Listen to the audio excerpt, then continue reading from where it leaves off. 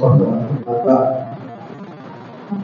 بالله من الشيطان الرجيم بسم الله الرحمن الرحيم والعصر إن الإنسان لفي خسر إلا الذين آمنوا وعملوا الصالحات وتواصوا بالحق وتواصوا بالصبر صدق الله العظيم. میں انتہائی شکرگزار ان تمام حضرات کا جو آج یہاں میری حاضری کا سبب بنے. یہ بڑی سعادت کی اور خوشی کی بات ہے کہ آج کی اس مبارک مجلس میں آپ حضرات سے مخاطب ہونے کا موقع مل رہا ہے. دعا فرمائیں کہ اللہ تعالیٰ کچھ کام کی باتیں کہنا دے جو ہمارے اور آپ کے لیے مفید ہو. چونکہ وقت کی قلت ہے اور مجھے 3 بجے دلی سے ٹرین لینی واپسی کی، اور آج عشاء کے بعد تعلیموں میں بھی ایک پروگرام ہے نوجوان ساتھیوں کا، تو کم وقت میں کچھ باتیں آپ حضرات کی خدمت میں رکھی. سب سے پہلی چیز یہ ہے کہ ہمارے ذہنوں میں عقیدے کی کتنی اہمیت ہے. قرآن کریم میں سورہ عصر میں اللہ تبارک و تعالی کامیاب لوگوں کی 2 صفات بیان کر رہے ہیں: ایمان اور عمل صالح. ایمان عقیدہ اسے کچھ بھی کہتے ہیں، ایک ہی چیز ہے. یہ ہے کسی چیز کو مان لینا، اور عمل صالح اس پر عمل کرنا. لیکن عقیدے اور ایمان کی اہمیت یہ عمل سے زیادہ ہے. اسی طرح سورہ بقرہ کے شروع میں اللہ تبارک و تعالیٰ متقینوں کا تذکرہ فرماتے ہیں. ہدی للمتقین، اور بالآخر متقین کون لوگ ہیں؟ الذین یؤمنون بالغیب. پھر آگے بولتے ہیں کہ الصلاۃ والزکوٰۃ. تو بنیادی طور پر یہ سمجھنے کی چیز ہے کہ ایمان اور عقیدے کی اہمیت یہ عمل سے زیادہ ہے. اس طور پر بھی اس کو سمجھ سکتے ہیں کہ اگر عقیدے میں کمزوری آ گئی تو ہمارے سارے اعمال ضائع ہو جائیں گے. عام طور پر چونکہ یہ علماء اور خواص کا کہنا ہے، یہ بات اس لیے کہنی پڑ رہی ہے کہ عام طور پر ہمارے خطبہ حضرات وہ عملی کوتاہیوں پر تو نفی کرتے ہیں، اصلاح معاشرہ کی تحریکیں چلاتے ہیں، اور تبلیغی جماعت الحمدللہ عمل کے حوالے سے محنت ان کی ہو رہی ہے. لیکن عقیدے کے حوالے سے ہمارے کم ہی بیانات ہوتے ہیں. عام طور پر بیانات آپ دیکھیں تو نماز کی تلقین ہوتی ہے، اچھی چیزوں کی تلقین ہوتی ہے، منکرات سے روکا جاتا ہے، لیکن عقیدے کے حوالے سے کم گفتگو ہوتی ہے. تو جب یہ چیز ہمارے ذہنوں میں رہے گی کہ عقیدے میں ذرا سا بھی اگر جھول آ گیا تو ہم کتنی نمازیں پڑھوا لیں، کتنے روزے رکھوا لیں، کتنے نیک اعمال کروا لیں، ان کی کوئی حیثیت ہی نہیں رہے گی. میں عام طور پر عوامی مجمع میں عقیدے کی اہمیت کو سمجھانے کے لیے یہ مثال دیتا ہوں کہ جس طرح زیرو ہے، زیرو کی اپنی کوئی ویلیو نہیں ہے. اگر ہم کسی کاغذ میں زیرو لکھیں، یعنی 50 زیرو لکھ ڈالیں تو اس کی اپنی کوئی ویلیو نہیں ہوتی. لیکن اسی زیرو کے شروع میں اگر کوئی گنتی بڑھا دیں، 1 بڑھا دیں، 2 بڑھا دیں، 4 بڑھا دیں، تو اس کی کتنی اہمیت ہو جاتی ہے. ایک جگہ صرف زیرو لکھا ہو، 10 20 30 کتنے زیرو لکھے ہوں، اور آگے اس کی کوئی گنتی نہ ہو، اور دوسری جگہ پر صرف 1 زیرو لکھا ہو لیکن اس کے آگے کوئی گنتی لگی ہو، تو ظاہر ہے ویلیو کس کی زیادہ ہوگی؟ اس ایک زیرو کی ویلیو زیادہ ہوگی جس کے شروع میں کوئی گنتی لگی ہو. تو یہ زیرو یہ ہمارے اعمال کی طرح ہے، اور یہ گنتی جو ہے آپ یہ سمجھ لیں کہ یہ عقیدے کی طرح ہے.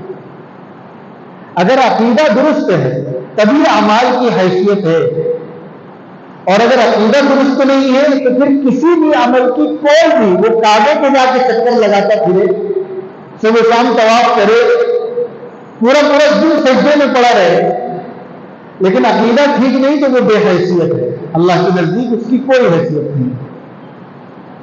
اس لیے علماء کرام کی یہ ذمہ داری ہے کہ وہ جہاں ایک طرف عوام میں معاشرے کی اصلاح کی تحریک چلاتے ہیں، اعمال کے حوالے سے بیداری پیدا کی جاتی ہے، گناہوں سے بچانے کی کوشش کی جاتی ہے، اس سے کہیں زیادہ عقیدے پر محنت ہونی چاہیے.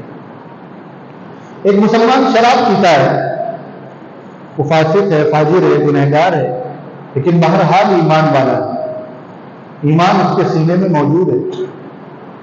ایک مسلمان بے نمازی ہے، بالکل مسجد آتا ہی نہیں ہے، جمعہ میں بھی کبھی کبھی نظر آتا ہے، لیکن پھر بھی وہ مسلمان ہے. اس کے مقابلے میں ہمارے ایک نوجوان ہے جو 5 وقت مسجد میں نظر آ رہا ہے، صف اول پہ نماز پڑھ رہا ہے، تکبیر اول اس کی نہیں چھوٹتی، لیکن خدا نہ خواستہ وہ کسی باطل فرقے کا شکار ہو گیا، اس کے عقیدے میں بگاڑ پیدا ہو گیا، تو آپ خود فیصلہ کیجئے مسلمان ہونے کی حیثیت سے دونوں میں بہتر کون ہے؟ وہ شرابی اور بے نمازی وہ بہتر کہلائے گا یا یہ کہ پہلی صف میں آ کے نماز پڑھنا؟ تو اس سے ہمیں عقیدے کی اہمیت کا اندازہ ہوگا. دوسری چیز جو مجھے عرض کرنی ہے وہ یہ ہے کہ آج ہم جس دور سے گزر رہے ہیں یہ بڑا خطرناک دور ہے. ہمیں علماء کو، ائمہ کو اس حقیقت کا ادراک کرنا پڑے گا. ہم صرف اپنے مدرسوں میں اور مسجدوں میں قید ہو کر نہیں رہ سکتے. یہ بہت عجیب و غریب صورتحال ہے، اور ایسا محسوس ہوتا ہے کہ رسول اللہ صلی اللہ علیہ وسلم نے جس موقع کے بارے میں فرمایا تھا کہ ایک مسلمان دن کو مسلمان ہوگا اور شام کو کافر ہو جائے گا، شام کو مسلمان ہوگا اور صبح کافر ہو جائے گا، ایسا محسوس ہوتا ہے کہ وہ دور آ گیا ہے. آقا نے فرمایا تھا کہ فتنے بارش کی طرح برسیں گے. حقیقت یہ ہے کہ اگر آج کے حالات کا ہم جائزہ لیں تو ہر دن یہ گواہی دے گا کہ ہم اسی دور سے گزر رہے ہیں. آپ دیکھیں، اپنے ملک کا جائزہ لے لیں. ملک کے جو حالات ہیں خاص طور پر مسلمانوں کے حوالے سے، کسی کا گھر توڑا جا رہا ہے، کہیں حجاب کے حوالے سے، کہیں دارو کے حوالے سے، کہیں کھانے پینے کے حوالے سے، کہیں لباس کے حوالے سے بہت ساری باتیں کی جا رہی ہیں. مسلمانوں کو مینٹلی ٹارچر کرنے کی کوشش کی جا رہی ہے. میڈیا میں صبح شام اسلام کے خلاف پروپیگنڈا، مسلمانوں کے خلاف جھوٹ پھیلایا جا رہا ہے، اور ملک کی اکثریت کو تو نہیں کہیں گے لیکن ایک بڑی تعداد کو مسلمانوں سے متنفر کر دیا گیا ہے.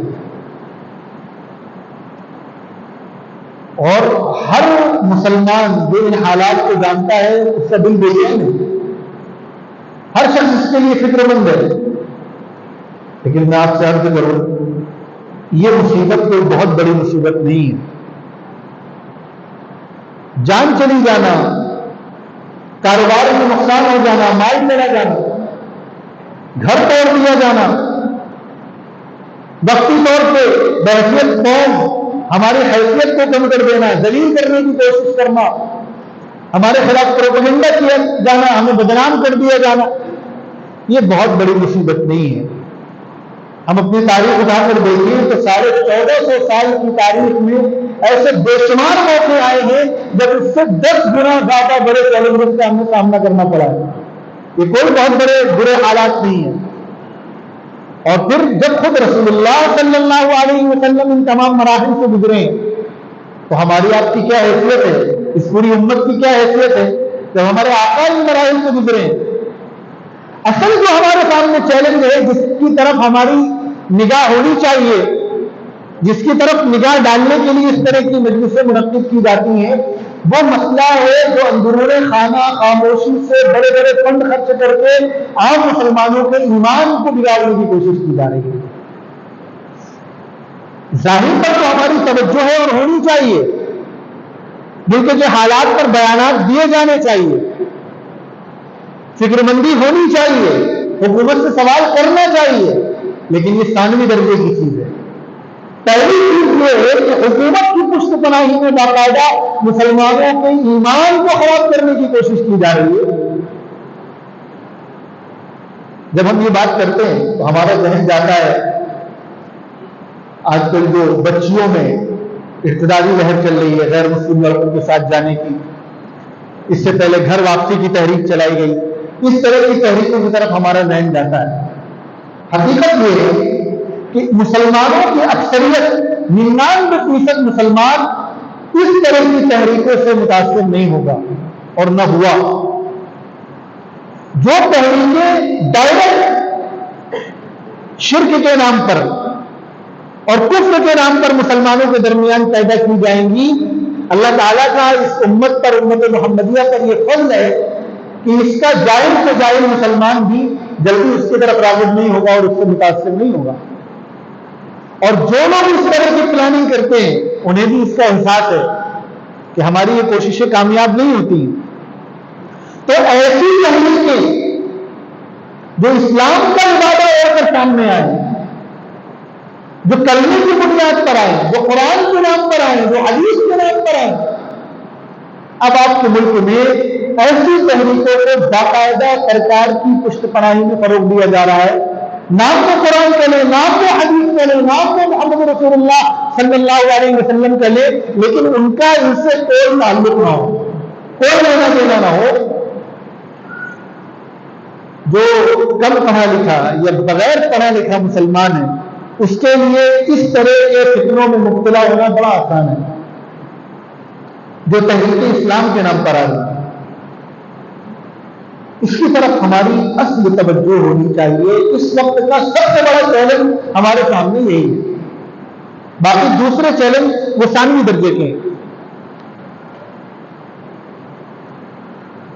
ابھی الحاد کے حوالے سے میں آپ کو بتاؤں، ابھی سال بھر پہلے کی بات ہے کہ کیرلا کی ایک تنظیم ہے، ان کا کام یہ ہے کہ وہ لوگ جو ثابت مسلمان ہونے کا دعویٰ کرتے ہیں کہ پہلے ہم مسلمان تھے، ہم نے دین اسلام چھوڑ دیا، ان کو وہ ہائر کرتے ہیں، اپنی تنظیم کا حصہ بناتے ہیں اور باقاعدہ ان پر بڑے بڑے فنڈز خرچ کرتے ہیں، اور سوشل میڈیا پر بیٹھ کر ان کا کام ہی یہی ہے کہ وہ اس طرح کی باتیں کریں کہ ہم پہلے مسلمان تھے، پھر ہم نے دین کا، قرآن کا اور حدیث کا مطالعہ کیا اور اس میں یہ خرابیاں پائی جاتی ہیں، اتنا جھوڑ ہے اس میں، تو ہم بدزن ہو گئے اور ہم نے دین اسلام چھوڑ دیا اور اب ہم بہت خوش ہیں۔ یہ ان کا کام ہے، جنہیں ایکس مسلم کہتے ہیں۔ آپ کبھی اگر سرچ کریں یوٹیوب وغیرہ پہ تو ایکس مسلم نام سے آپ کو ہمارے دارالعلوم کے فرزندوں میں اہم نام ہے مولانا یاسر ندیم الواجدی صاحب، آپ ذرا غور سے لوگ شاید واقف ہوں، انہوں نے ایسے بہت سے لوگوں سے گفتگو کی ہے اور الحمدللہ کامیابی حاصل کی ہے۔ ایک تو وہ ہے۔ اسی طرح سال گزشتہ ہندوستان کی تاریخ میں پہلی مرتبہ سرکاری طور پر قادیانیوں کے حقوق کی بات کی گئی ہے۔ مجھے یاد ہے کانگریس کی گورنمنٹ میں 2009 کے بعد جو دوسرا ٹرم تھا ڈاکٹر منموہن سنگھ کا، اس میں اس طرح کی کچھ بات آئی تھی قادیانیوں کے حوالے سے۔ اس وقت کے بڑے وزیر تھے جے سوال صاحب، ہوم منسٹری میں تھے، وہ کانپور ان کا وطن تھا، والد صاحب سے بہت گہرے مراسم تھے، اکثر بیشتر آ جایا کرتے تھے مسجد میں والد صاحب کے کمرے میں۔ تو ہمارے سامنے والد صاحب نے ان کو قادیانیوں کے حوالے سے بہت تفصیل سے بریف کیا کہ قادیانیت کیا ہے، اور ان کو یہ بتلایا کہ جس وقت 1857 کی ناکامی کے بعد جب دوبارہ ایک مرتبہ نئی تحریک شروع کی جا رہی تھی انگریزوں کے خلاف اور مجاہدین میدان میں تھے، اس وقت انگریزوں کے اشارے پر ایک شخص کو کھڑا کیا گیا جس نے نبوت کا دعویٰ کیا اور سب سے پہلے وہ جہاد کے خلاف فتویٰ دیا جو انگریزوں کے خلاف کیا جا رہا ہے. اس انداز سے ان کو سمجھایا. اور پھر اس کے بعد جب وہ دلی گئے ایئرپورٹ پہ قادیانیوں کے حوالے سے کچھ میڈیا والوں نے ان سے سوال کیا تو وہی بات جو ان کے ذہن میں والد صاحب نے بیٹھائی تھی انہوں نے وہی جواب دیا کہ یہ اپنے آپ کو مسلمان نہ کہیں, مسلمان کہنا چھوڑ دیں تو پھر ان کے حقوق ملیں گے. تو ہندوستان کی 70-78 سالہ تاریخ میں ایسا شاید پہلی مرتبہ ہوا ہے جب حکومتی سطح پر باقاعدہ قادیانیوں کے حقوق کی بات کی ہے. سال گزشتہ جو سابق مرکزی وزیر تھی اسمرتی ایرانی انہوں نے قادیانیوں کے حوالے سے بیان دیا اور شکیلیت کے حوالے سے. ان فتنوں کے تعارف کا وقت نہیں ہے, آپ خود علماء ہیں, ہمیں خود پڑھنا چاہیے یہ فتنے کیا ہیں. شکیلیت کے حوالے سے یہ مضبوط رپورٹیں قاری ضیاء الرحمان صاحب وغیرہ آپ کو بتلائیں گے کہ باقاعدہ ان کو ایک خاص درجے تک حکومت کی پشت پناہی حاصل ہے, ان کو پروٹیکشن ملا ہوا ہے. تو ہمارے سامنے ایک چیلنج تو پہلے بھی تھا کہ ان فکروں سے ہمیں سابقہ تھا, لیکن اب انہیں حکومتی پشت پناہی بھی حاصل ہو گئی ہے اور بڑے بڑے فنڈ ان کو الاٹ کیے جا رہے ہیں. اس سے پہلے آپ قادیانیوں کے خلاف کھل کر بیان کر سکتے تھے, جو چاہیے آپ وہ مجمع میں کہہ سکتے تھے. اب صورتحال یہ ہے کہ 2022 میں کانپور میں ہم لوگوں نے بہت بڑی ختم نبوت کی کانفرنس کی. جس دن پروگرام تھا اسی دن عصر سے کچھ پہلے کمشنر کا فون آیا کہ وہ احمدی حضرات آئے ہیں, ان کے کچھ تحفظات ہیں آپ کے پروگرام کو لے کر, تو ہم چاہتے ہیں کہ آپ بھی تشریف لیے ہیں اور آمنے سامنے بیٹھ کر کچھ بات ہو جائے. ہم نے ان سے کہا دیکھیے ہم ان کے ساتھ تو نہیں بیٹھ سکتے, ان کے جو بھی تحفظات ہیں آپ ان سن لیجیے پھر ہم آتے ہیں. خیر انہوں نے بلایا ہوگا ان لوگوں کو اور ان کی بات چیت سنی. پھر 6 بجے انہوں نے کہا آپ آ جائیے. ہم لوگ گئے, ہمارے ساتھ قاری عبدالمعیز صاحب بھی تھے اور لوگ تھے. تو انہوں نے کہا کہ دیکھیے آپ ماشاءاللہ آپ لوگ کا ریکارڈ ہے, کوئی کبھی بدلنی کی اور انتشار کی کوئی بات نہیں ہوئی, لیکن ہم یہ چاہتے ہیں کہ آپ مرزا جی کا نام نہ لیجیے گا. اب وہ بیچارہ غیر مسلم کمشنر افسر, اس کو کیا لینا دینا مرزا جی سے. آپ اندازہ لگائیے کس لیول پہ اب کام ہو رہا. تو خیر ہمیں جو ان کو بریف کرنا تھا سمجھانا تھا سمجھایا اور پھر ہم لوگوں نے شاندار پروگرام کیا, ہزاروں کا مجمع تھا. اس پروگرام کا اتنا اثر پڑا کہ اس پروگرام کے 2 دن کے بعد باقاعدہ قادیانیوں کے آفیشیل یوٹیوب چینل پر ہمارے پروگرام کی کلپیں چلا کر اس طرح کیا گیا ہے. صرف 2 دن کے بعد. اب اندازہ لگائیے وہ کتنے حساس ہیں. تو اب جو ہمارے سامنے چیلنج ہے, یہ اقتدار کا چیلنج ہمارے سامنے پہلے بھی تھا, اب جو چیلنج ہے وہ اس نوعیت سے اور سنگین ہو گیا ہے کہ اس کو حکومتی پشت پناہی حاصل ہو رہی ہے اور بڑے بڑے فنڈ ان کو مل رہے ہیں. اور آپ اہل حق اگر بہت کھل کر ان فتنوں کے خلاف کام کرنا چاہیں تو آپ کو مقامی تھانے اور پولیس کا بھی سامنا کرنا پڑے گا. اب یہ چیلنج ہمارے سامنے ہے. میں 2-3 چیزوں کا تذکرہ کروں گا جن سے اس وقت ہر علاقہ متاثر ہے. تحفظ ختم نبوت کا عنوان سے پروگرام ہو رہا ہے. دیکھیں قادیانیت جو چیز ہے نا, یہ ویسے تو ہے شریعت کی بہت بنیادی چیز. اس کا نقصان کیا ہوگا خالی میں آپ کو یہ بتاؤں گا. اگر خدا نہ خواستہ حضور کے بعد کسی نئے نبی کی آمد کا دروازہ کھلا رکھا جائے, ہم نہ مانیں کہ کوئی نبی آیا نہیں آیا, لیکن خدا نہ خواستہ اگر صرف دروازہ کھلا رکھا جائے, یہ جو آپ کا دین ہے یہ پورا کا پورا دین ہی مشکوک رہے گا. کس نوعیت سے؟ ابھی اگر عوام کے سامنے کوئی آ کر کہے, کوئی بہت بڑے سے بڑا عالم, بہت بڑے سے بڑا شیخ, بڑے سے بڑا پیر, اگر کسی عام مسلمان سے آ کر یہ کہے کہ آج سے نماز 5 کی جگہ 3 وقت کی ہے, کوئی مسلمان جو بھلے نماز نہ پڑھتا ہو مانے گا؟ نہیں مانے گا. اگر کوئی بڑے سے بڑا شیخ, بڑا سے بڑا پیر جس کو ساری دنیا اپنا امام مانتی ہو, وہ اگر مسلمانوں سے آ کر کہے کہ آپ کو شراب کی اجازت دی جاتی ہے, کوئی بھی گنہگار سے گنہگار, جاہل سے جاہل مسلمان اس بات کو مانے گا. لیکن اگر کوئی یہ کہے کہ میں اللہ کا نبی ہوں اور میں کہہ رہا ہوں کہ آج سے نماز 3 وقت کی ہو گئی، تب کیا ہوگا؟ میں اللہ کے نبی ہوں اور میں کہہ رہا ہوں کہ آج کی شراب حلال ہو گئی ہے، تب کیا ہوگا؟ بات سمجھ رہے ہیں؟ اگر اس ختم نبوت کے عقیدے کو ہلکے میں لیا جائے تو بات کہاں تک پہنچے گی؟ اور ابھی کریم کیا ہے کہ اليوم اکملت لکم دینکم واتممت علیکم نعمتی ورضیت لکم الاسلام دینا، کہ ہم نے آج تمہارے دین کو مکمل کر دیا ہے، اب اس میں کوئی بھی کمی بیشی نہیں ہونی ہے، اب قیامت تک جو بھی آئے گا وہ اسی دین کی ترویج کرے گا۔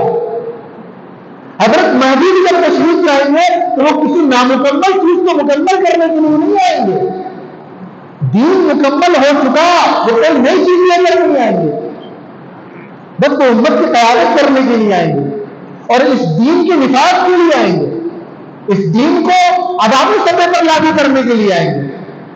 اور خدا نہ خواستہ اگر ختم نبوت کے عقیدے میں ڈھلائی برتی جائے تو یہ آپ کے دین کا مکمل ہونا ہی مشکوک ہو جائے گا، دین ہی مکمل نہیں رہ جائے گا۔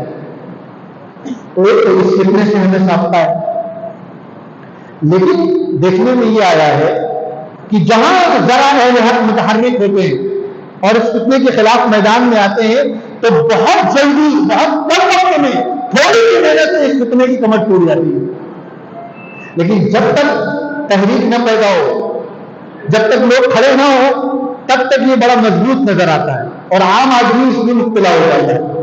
تو ایک پہلو اس فتنے سے واسطہ ہے۔ دوسرا جو ہمارے سامنے چیلنج ہے وہ ہے انکار حدیث کا، علماء کا مجمع ہے۔ دیکھیں، قادیانیت یہ تو بنیاد ہے، دیگر سارے فتنے اسی راستے سے جنم لیتے ہیں، لیکن علمی لحاظ سے اگر کوئی سب سے مضبوط فتنہ ہے تو وہ انکار حدیث ہے۔ کوئی فتنہ علمی لحاظ سے اتنا مضبوط نہیں ہے۔ یہ ایک فتنہ ایسا ہے اس میں اکثریت بھی پڑھے لکھے لوگوں کی مبتلا ہوتی ہے۔ آپ کے جاوید احمد غامدی صاحب ابھی ہم سے پیشرو جو گفتگو فرما رہے تھے مولانا، انہوں نے ان کا تذکرہ کیا۔ کبھی اگر آپ کو موقع لگے تو آپ ان کو سنیے،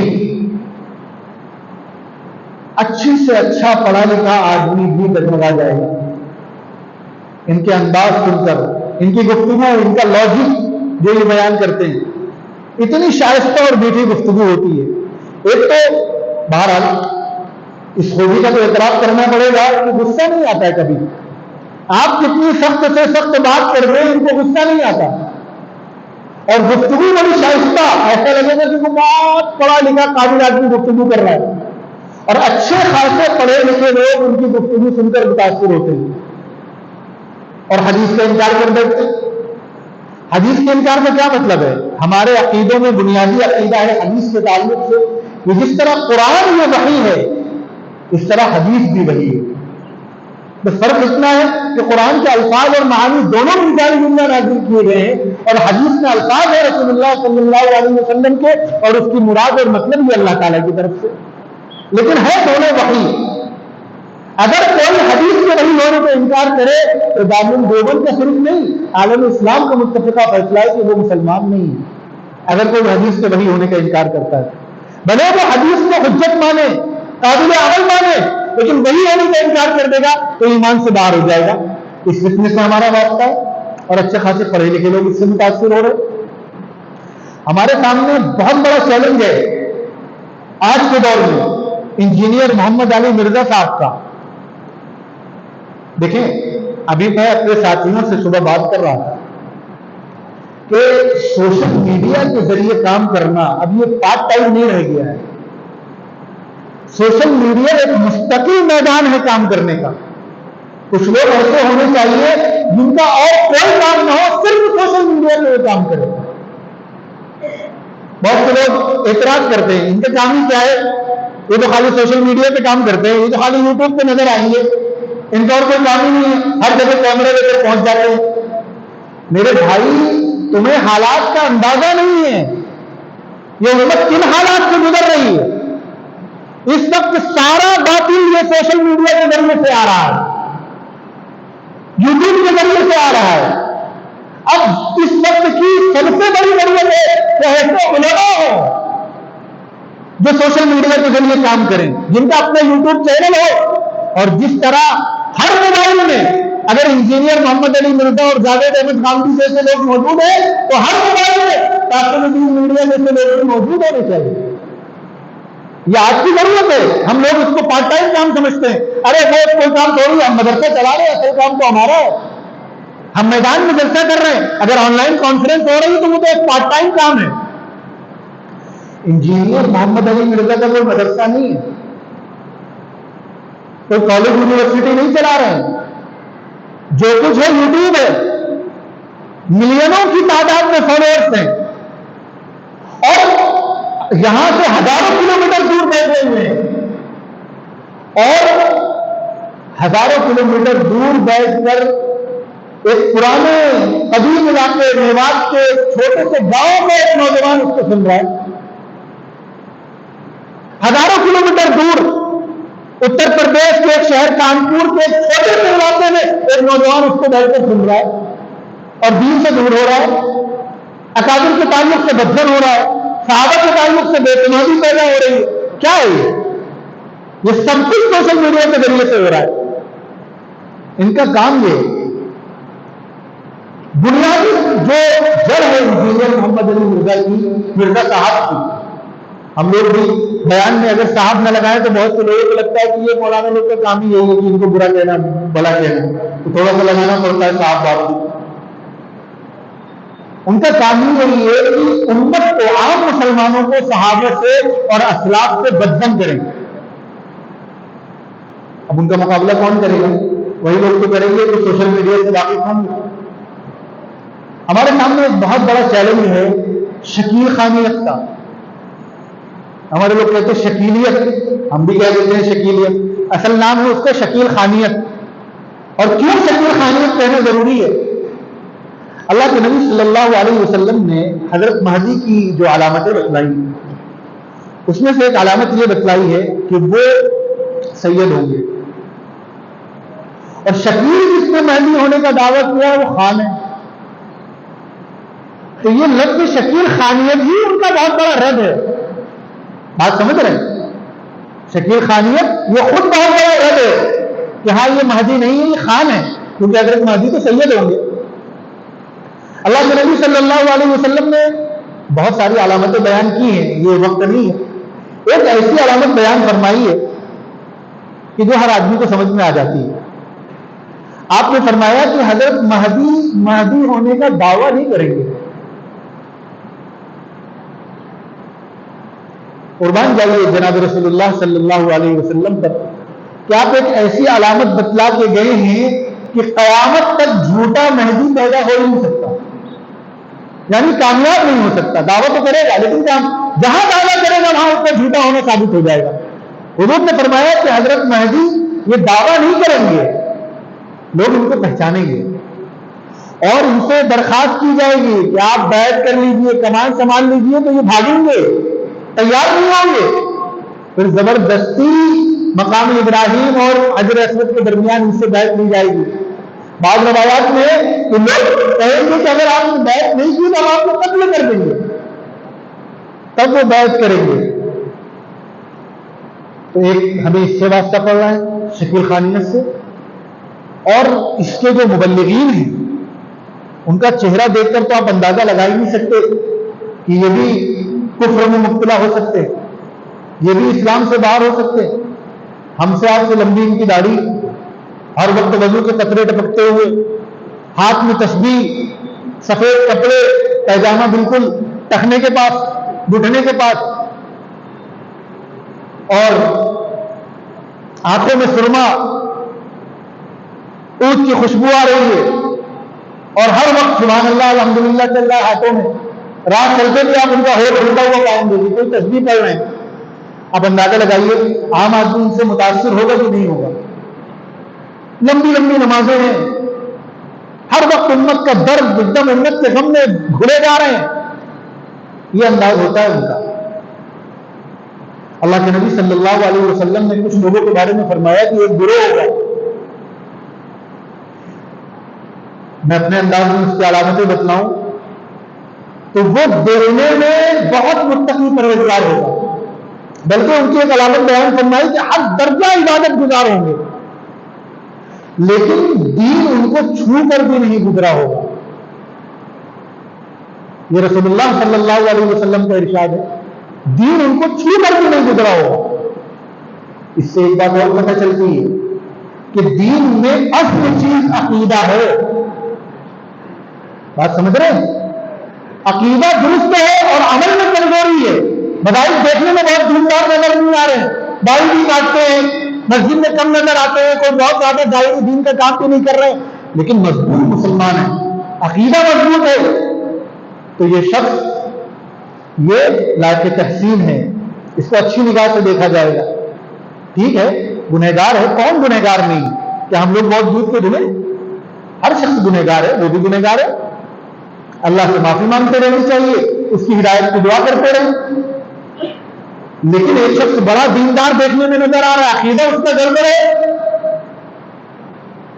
تو اللہ کے نبی کیا فرما رہے ہیں؟ گروہ ایسا ہوگا، اور یہ گروہ ایک زمانے میں حضرت علی رضی اللہ عنہ کے زمانے میں خوارج تھے، وہ یہی لوگ تھے، بہت عبادت گزار، لیکن حضور کے فرمان کے مطابق دین ان کو چھو کر بھی نہیں گزرا۔ حضرت علی نے ان سے قتال فرمایا ہے اور چن چن کر قتل کیا ہے۔ ابھی کلام پڑھ رہے تھے وہ ختم نبوت کے حوالے سے، اس میں آیا کہ یہ میدان کا مسئلہ ہے، تو یہ چیزیں صرف یہ نہیں جماعت و نصیحت کے ذریعے سمجھا دیا جائے۔ صحابہ کا اسوہ ہمارے سامنے موجود ہے، ٹھیک ہے ملک کا قانون ہے، ہمیں اس قانون کے مطابق چلنا ہے، لیکن میں آپ کے سامنے شریعت کا حکم بتلا رہا ہوں کہ ایسے لوگوں کو حضرت علی نے چن چن کر قتل کروایا ہے۔ خلیفہ راشد ہے حضرت علی، حجت ہے دین میں، ان سے ہمارا واسطہ شکیلیوں سے ہمارے نوجوانوں کو گمراہ کر رہے ہیں۔ اب سوال یہ ہے کہ ان سے مقابلہ کون کرنے آئے گا؟ ہم میں سے ہر آدمی پڑھنے پڑھانے میں لگا ہوا ہے، اس کے لیے اس کا مدرسہ زیادہ ضروری ہے، نصاب مکمل کرنا زیادہ ضروری ہے۔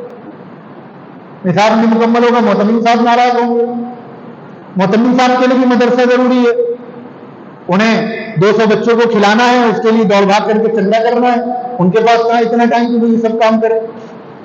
امام صاحب کے اپنے مسائل ہیں، انہیں مکتب میں پڑھانا ہے، ٹیوشن میں پڑھانا ہے، نماز پڑھانی ہے انہیں اپنے یہاں مسجد میں ہر وقت، وہ کیسے میدان میں آ کر کام کرے؟ میں سب سے پہلے اپنے آپ سے کہہ رہا ہوں کہ اگر ہم ایک نہیں دو نہیں پوری زندگی حدیث کی بڑی بڑی کتابیں مدرسے میں پڑھاتے رہے، پوری زندگی مدرسوں میں قرآن پڑھاتے رہے، مسجدوں میں امامت کرتے رہے اور اللہ اللہ کرتے رہے، سب کچھ کرتے رہے، اور ہمارے ہی ناک کے نیچے حضور کی ختم نبوت پہ ڈاکہ ڈالا جائے، حدیث کا انکار کیا جائے، شکیل کے مبلغین ہمارے علاقے میں آ کر ہمارے نوجوانوں کو گمراہ کرے، تو مجھے معاف کیجیے گا، حقیقت یہ ہے کہ ہماری ساری خدمات ہمارے منہ پہ مار دی جائیں گی۔ ڈر اس بات کا ہے، اللہ کے نزدیک ہمارا کوئی عمل قابل قبول نہیں ہوگا۔ جب حضور کی ذات ہی محفوظ نہیں ہوگی تو مدرسے چلا کر کرنا کیا ہے؟ جب حضور کی ذات ہی محفوظ نہیں رہے گی تو کس نام کی حدیث کی کتاب پڑھا رہے ہیں؟ پھر کیا ہے بخاری اور مسلم کی؟ جب حضور کی ذات محفوظ نہیں ہے، جب حضور کی صحابہ کی ذات مجروح ہو رہی ہے تو ہماری امامت کا کیا فائدہ؟ یہ جو بھی ہم نے داڑھی ٹوپی کرتا پاجامہ پہن رکھا ہے یہ تو صدقہ ہے صحابہ کرام کا، یہ جو ہماری مسجدیں اور مدرسے آباد ہے یہ سب صدقہ ہے صحابہ کرام کا۔ اگر ہماری بات کے نیچے سوشل میڈیا پہ یا میدان میں کوئی شخص جبہ پنجہ پہن کے اور لمبی داڑھی اور خطیب الاسر کا لقب لگا کے صحابہ کی بات کو مجروح کرے اور ہم اس لیے خاموش رہے کہ کہیں کوئی برا نہ مان جائے، ارے ہم کیوں برا بنے دوسرے کی نگاہ میں؟ ہم اپنے کام سے کام رکھیں تو یاد رکھیے کہ ہم بہت بڑا ظلم کر رہے ہیں اپنے اوپر، ہماری کوئی بھی نیکی اللہ کی نگاہ میں قابل قبول نہیں ہوگی۔ مشہور حدیث قدسی ہے کہ ایک بستی میں اللہ کی نافرمانی ہو رہی تھی، حد سے زیادہ لوگ تجاوز کر رہے تھے، اللہ تعالیٰ نے فرشتوں کو حکم دیا عذاب نازل کرنے کے لیے۔ فرشتوں نے کہا اللہ وہاں آپ کا ایک بندہ ہے جس نے پلک جھپکنے کے برابر بھی آپ کی نافرمانی نہیں کی ہے، جو ہر وقت सजदे में पड़ा रहता है, अगर आप आजाद नाजिल करेंगे तो वो भी उसके सज में आएगा। अल्लाह तबारक व तआला ने फरमाया कि अजाब की शुरुआत भी उस शख्स से करो कि पूरी बस्ती अकीदे के बिगाड़ में मुब्तला होती रही, अमल के बिगाड़ में मुब्तला होती रही, लोगों के ईमान खराब होते रहे और उसे अपनी तस्बीह और अपने मुसल्ले की फिक्र है। तो आज के दौर में बहुत डरते हुए अगर हम ये बात करें कि खुदा ना खास्ता कहीं अल्लाह की तरफ से ये ऐलान ना हो जाए कि अजाब की शुरुआत ही मौलवियों से करो कि खत्म मेरे महबूब के नबूवत को नुकसान पहुंचाया जा रहा है, मेरे महबूब के सहाबा को नुकसान पहुंचाया जा रहा है, उनकी कैरेक्टर को बर्बाद किया जा रहा है, उनकी नीयत पर हमला किया जा रहा है और उन्हें तो अपने मदरसे से फुर्सत नहीं, इन्हें अपने निशाब मुकम्मल करने से फुर्सत नहीं। हमारे पास इसका कोई जवाब नहीं होगा। अल्लाह ताला मुझे भी तौफीक दे, आपको भी तौफीक दे। मदरसे में छुट्टी करना पड़े कीजिए, निशाब मुकम्मल नहीं होगा कोई बात नहीं, आपको असातिज़ा को छुट्टी देकर गांव गांव भेजना पड़े भेजिए, तहरीक चलाइए। मोहतरम हज़रात की ये जिम्मेदारी है कि वो अपने मदरसे में 1-2 असातिज़ा को मुंतखब करें, उनकी ट्रेनिंग करवाएं और उनको गांव गांव भेजें, इसी काम के लिए उनको रखें कि जब तक हालात नहीं सुधरेंगे हमारे मदरसे में 2 असातिज़ा सिर्फ इसी काम के लिए होंगे। अगर हम 10 लोगों को तनख्वाह दे रहे हैं तो हम 12 लोगों को दे देंगे, अगर 10 लोग हमारे मदरसे में पढ़ा रहे हैं तो 8 लोग पढ़ा लेंगे, क्या परेशानी है। तो ये उलमा की बहुत बड़ी जिम्मेदारी है। उलमा की काम कैसे करें, क्या करें उलमा?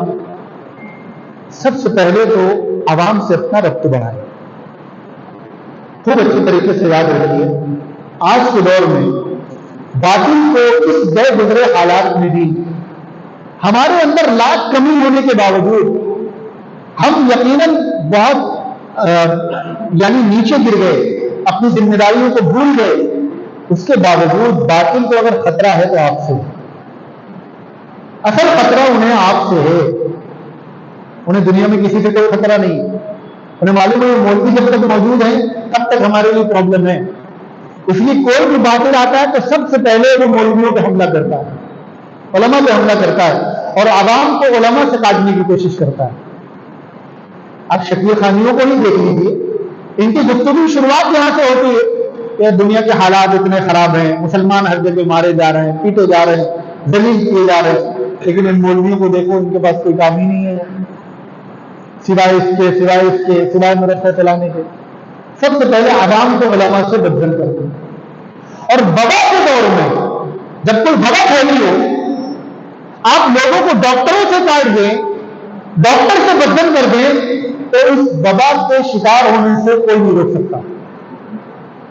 इस वक्त फितनों की वबा फैली हुई और बातिल का अव्वली मंसूबा है कि आवाम को उलमा से काट दिया जाए। और यह भी ज़हन में रखिए कि अगर आपको कोई अपना भी ऐसा नजर आ रहा है जो आवाम को उलमा से काट रहा है, या तो वो खुद बातिल है या वो बातिल का शिकार हो चुका है। ये पैमाना है। उलमा में जाती कमियां हो सकती हैं, लेकिन उलमा अंबिया के वारिस हैं। बेटा अगर नाफरमान हो, वालिदैन की बात न माने, तो क्या शागिर्द को, फर्माबरदार शागिर्द को विरासत मिल जाएगी? विरासत फिर भी औलाद ही को मिलनी है। एक आलिम में इंसान होने की हैसियत से कमी हो सकती है, लेकिन नबी की विरासत या आलिम को नहीं मिलेगी, किसी और को नहीं मिल जाएगी। इसलिए आज भी कोई अपना भी अगर आवाम को उलमा से काट रहा है और उलमा से बदजन कर रहा है, या तो वो खुद बातिल हो चुका है या वो बातिल का अहलकार है और बातिल से मुतासिर है, उसकी इस्लाह की जरूरत है, फिर खामोशी जुर्म है। तो उलमा की सबसे बड़ी जिम्मेदारी है कि वो आवाम से रब्त पैदा करे, ताल्लुक पैदा करे, जोड़े आवाम को अपने आप से, खुद को आवाम से जोड़े। उसके लिए आपको कुछ भी करना पड़े, आवाम सिर्फ जलसे से नहीं जुड़ती है, अलग से जोड़ना पड़ता है। बगैर किसी प्रोग्राम के यूं ही इमाम साहब है, हफ्ते में एक दिन खास कर ले, निकल गए मस्जिद से बाहर बैठने वालों से मिलने के लिए, आपने बुला लिया 8-10 नौजवानों को, आओ आज तुम्हें चाय पिलाते हैं, बैठे उसके साथ 15-20 मिनट उनकी बहनसाजी कर दी, या उनसे कह दिया क्या बात है तुमने आज तक दावत नहीं की हमारी, चलो हमारी दावत करो। नौजवान खुश होते हैं अगर इमाम साहब उनसे कहे दावत करने को। दूसरे आवाम से रब्त कैसे पैदा होगा कि हम अपनी गुफ्तगू को आम फहम बनाएं। मुझे कम वक्त में जितना तजर्बा हुआ है और लोगों से बात करने का मौका मिला है आम मुसलमानों से, उनकी ये शिकायत है कि उलमा के जो बयानात होते हैं वो बड़ी फसी और बड़ी उर्दू में होते हैं। आधी बात हमें उनकी समझ में नहीं आती है। इसलिए उलमाए किराम, हमारे यहाँ मदरसे में 2 साल पहले हफ्तुम के तलबा है और उन्होंने पूछा कि एक कामयाब मुकर्रिर बनने के लिए क्या क्या करना चाहिए। तो मैंने उन लोगों से कहा कि बेटा, कामयाब मुकर्रिर बनने के लिए सबसे बुनियादी चीज है कि तुम ये नियत करके कुर्सी पर बैठो कि मुझे अपनी बात समझानी है। तुम अगर ये सोचोगे कि मुझे बस लक्ष्यदार तकरीर करनी है तो कामयाब मुकर्रिर नहीं बन पाओगे। कामयाब मुकर्रिर तभी बन पाओगे जब तुम्हारी ये कोशिश हो कि हमें अपनी बात समझानी है, भले हमें उनकी जुबान में बात करना पड़े, देहाती जुबान में बात करना पड़े। तो इसलिए उलमाए किराम को आज के दौर का तकाजा समझना पड़ेगा कि इस दौर के तकाजे क्या हैं। हमारे जुमा में क्या गया? जुमा बहुत बड़ा प्लेटफॉर्म है अपनी बात पहुंचाने का। तो मुताला करके पूरी तैयारी करके जुमा का बयान हो, सरसरी बयान ना हो।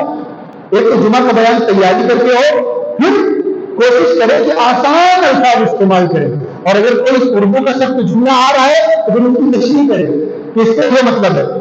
हकीकत ये है कि हम चूंकि हमारी आधी जिंदगी मदरसे के माहौल में गुजरी है तो हमारे लिए उर्दू ये मादरी जुबान है। हमें लगता है कि इतना आसान जुमला लोग नहीं समझ पाएंगे, ये तो समझ ही लेंगे। लैलो नहार, विलादत बादत, इस तरह के जुमले जो मैंने एक मिसाल, हमें लगता है तो बहुत आसान आम फहम जुमले नहीं, ये आवाम को समझ में नहीं आती ये बात। उनके लिए आपको और आसान जुमले इस्तेमाल करना पड़ेगा। तो आवाम से रब्त का एक तरीका तो ये है कि आप बराह रास्त उनसे राब्ता करें, उनको बुलाएं, उनके पास जाएं, और दूसरा ये कि अपनी गुफ्तगू को आम फहम बनाएं। हमारी गुफ्तगू आवाम नहीं समझ पाती है। इसके लिए बहुत से लोग कहते हैं कि दीगर जुबानें भी हमें आना चाहिए, तो मैं इंग्लिश का तो मशवरा कम दूंगा, इंग्लिश भी पढ़ना चाहिए, लेकिन हिंदी आमतौर पर हमारे यहाँ बोली जाती है, हिंदी उर्दू मिक्स बोली जाती है, इसलिए कुछ ना कुछ हिंदी भी उलमा को आनी चाहिए। बाकी इसके अलावा अक्सर बातें वो हैं जो आप हजरात जानते हैं कि मकातिब के हवाले से हर मदरसा वाला मकतब कायम करे, मकतब के निसाब में बुनियादी अकायद को हिस्सा बनाया जाए, और अल्हम्दुलिल्लाह काफी हद तक ये जो हजरात काम कर रहे हैं, फारिज रहमान साहब और इनकी पूरी थी, काफी हद तक वो इस कमी को पूरा कर रहे हैं। इस वक्त घरों में क्या होता है, बच्चे छोटे होते हैं, माँ को काम करना है, तो बच्चों की कोई मसरूफियत हो ताकि माँ किचन में काम कर सके, घर के बुक में काम कर सके, तो माँ बच्चों को मोबाइल में वीडियो लगाकर दे देती है। अब कार्टून वगैरह की वीडियो देंगे तो बच्चों का ध्यान खराब होगा, तो वो दीनी वीडियो देना चाहते हैं मुसलमान घरानों की मांग। और इस मामले में हमारे बरेलवी हजरात, खासतौर पर दावत इस्लामी वाले, उन्होंने बड़ा काम कर रखा है, अपना चैनल बना रखा है, और बड़ी तादाद में उनके यहाँ अच्छी मेयारी वीडियोज मौजूद हैं। उसमें वो पूरी जहनसाजी कर रहे हैं बच्चों की रज़ाखानियत के हवाले से। अफसोस है मुझे, मैं किसी का नाम नहीं लूंगा, कि हमारी तरफ से इस तरह की कोई मेहनत नहीं है, और अगर कोई मेहनत करने के लिए खड़ा हो रहा है तो हमारी तरफ से लोग टांग खींचने वाले खड़े हो जाते हैं। होना ही चाहिए कि हम उनकी हौसला अफजाई करें। बराह रास्त हम उनके साथ नहीं जुड़ सकते तो हमारे हौसले के दो बोली उनके लिए बहुत काम करेंगे और उनको उससे हौसला मिलेगा। ये हजरात ने पहल की है, इन्होंने काम करना शुरू किया है, और इसमें बड़ा अच्छा खासा खर्चा होता है, स्टूडियो होता है, टीम लगती है, तो हमें आपको इनका इस हवाले से भी ताउन करना चाहिए ताकि सही पैगाम बच्चों तक पहुंच सके। तो बहरहाल ये कुछ, मेरा वक्त काफी हो गया है, मुझे फौरन निकलना है। ये कुछ टूटी फूटी बातें थी, गैर मुरत्तब अंदाज में मैंने आपके सामने रखी है। अल्लाह तबारक व तआला हम सबको हालात को समझने की तौफीक अता फरमाए और हालात के मुताबिक फैसला लेने की तौफीक अता फरमाए। दारुल देवबंद की शूरा के रुकन है मौलाना रहमतुल्लाह मीर साहब, उन्होंने फरमाया कि एक आलिम दीन के अंदर, और खास तौर पर बातिल फिरकों के खिलाफ जो लोग काम कर रहे हैं, उन लोगों के अंदर 4 चीजें होना बहुत जरूरी है। एक चीज है हिच, यानी भाप लेना कि फितना कहां पनप रहा है। डॉक्टर खांसी से भाप लेता है कि इसके अंदर क्या बीमारी है, مریض کی چائے سے بھانپ لیتا ہے کہ اس کو کیا پرابلم ہے. تو فتنوں کے خلاف کام کرنے والوں کے اندر اتنی ہش ہونی چاہیے کہ وہ دور سے سون کر بتا دے کہ یہاں یہ فتنہ جنم لے رہا ہے. دوسری چیز فرمائی غیرت. غیرت ایمانی ہونی چاہیے کہ ہمارے جیتے جی فتنہ پیدا ہو، دین کی شکل بگاڑی جائے، ہم اسے برداشت نہیں کر سکتے. دیکھیے غیرت کے بغیر کچھ نہیں ہو سکتا، اور اللہ تعالیٰ عالم دین کے اندر غیرت دیکھنا چاہتے ہیں. اللہ تعالیٰ کو غیرت سے خالی عالم پسند نہیں ہے. غیرت یہ نبیوں کی پہچان ہے، غیرت یہ نبیوں کا خزانہ ہے، اور علماء نبیوں کے وارث ہیں. تو علماء اور کام کرنے والوں اہم چیز ہے غیرت. غیرت ٹوٹ کر بھری کہ وہ دین کے خلاف کوئی چیز برداشت نہیں کر سکتے. تیسری چیز فرمائی کہ ان کے اندر شجاعت ہو، یعنی بہادری ہو. آپ جب اس میدان میں نکلیں گے تو بہت سارے چیلنجز کا سامنا کرنا پڑے گا، بہت سارے مسائل سامنے آئیں گے، لیکن شجاعت اور بہادری ہوگی تو انشاءاللہ اس کا مقابلہ کر لے جائیں گے. اور آخری اور چوتھی چیز فرمائی کہ علم اور فضل بغیر مطالعے اور بغیر نسبت محنت کے آپ باطل کا مقابلہ نہیں کر پائیں. تو چار چیزیں کیا کیا؟ حفظ، غیرت، شجاعت اور علم فضل. یہ چار چیزیں ہمارے لیے ضروری ہیں. اللہ تعالیٰ مجھے بھی عمل کی توفیق دے، آپ کو بھی عمل کی توفیق دے. تو آخر دعوانا الحمدللہ.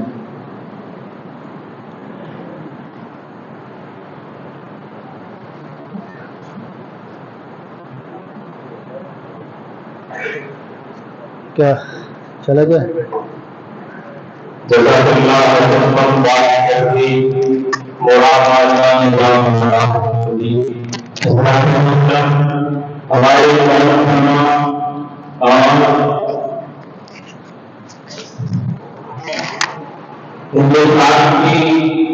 نہایت